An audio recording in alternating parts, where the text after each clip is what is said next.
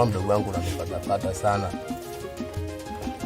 Unajua mdogo wangu unanifuatilia ile kichizi yani. Alafu leo mdogo wangu umeakanyaga. Leo umeingia kwenye himaya yangu. Umeingia kwenye himaya mfalme wa Masela. Umeingia kwenye himaya mfalme wa Masela. Umeingia kwenye himaya mfalme wa Masela. Sasa blaza, kati ya mimi na wewe naye anayemfuata mwenzake. Wewe umenifunga hapa, mimi nakosa gani umenifunga kamba zinafinya zinaumia hizi. Sasa nikawa nakimbia.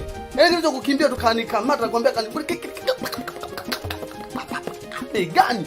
Nilicho kuniweka begani na akawa anaondoka na mimi. Sasa ungali ukakuchukua akakuweka begani kakupeleka wapi na kufanya nini? Piga. Wewe dogo si umesoma naye? Ndio. Na dogo si unamjua vizuri. Sasa imekuaje kama kukutana mdogo wangu mtaani na nisaka. Anitafuta blaza yake wamemkamata wamemdunda. Hapo wamemdunda ile.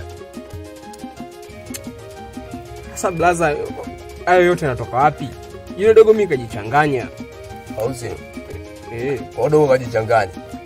Yaani yule dogo mimi nimeona katulia sehemu, nimetulia pale. Nikaona ananiangalia sana, mimi nikaona nimshushie kidogo. Nimchangamshe. Sijui kwa nini kakuchukua kakubeba begani. Kakubeba, kaenda kufanya nini kwa alikuwa kuchukua kakupeleka huko na kufanya nini? Mimi unajua na unajua unazingua sasa. Mimi lazima kwambia unajua niko serious unajua.